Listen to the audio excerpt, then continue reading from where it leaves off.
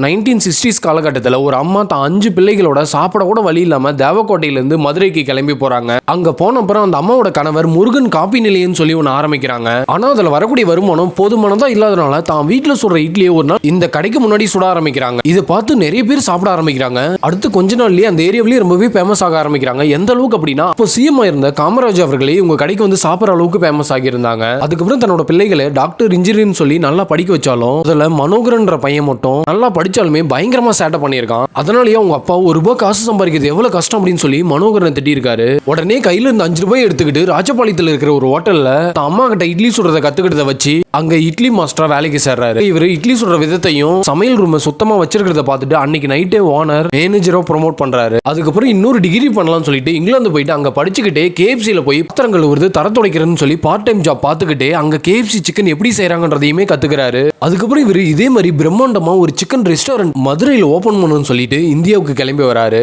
ஆனா 1985 காலகட்டத்தில் இவ்வளவு காசு கொடுத்து யாருமே வாங்க மாட்டாங்கன்னு சொல்லி இந்த பிளானை ஸ்டாப் பண்ணிட்டு அப்பா அம்மா நடத்திக்கிட்டு இருக்க முருகன் காப்பி நிலையத்தை அப்படியே முருகன் இட்லி கடைன்னு சொல்லி நேம வச்சு மதுரையில தன்னோட ஃபர்ஸ்ட் பிரான்ச்சை ஸ்டார்ட் பண்றாரு. அதுக்கப்புறம் தமிழ்நாடு இந்தியான்னு சொல்லி இன்னைக்கு பல நாடுகளோட முருகன் இட்லி கடை ஃபேமஸா இருக்கு.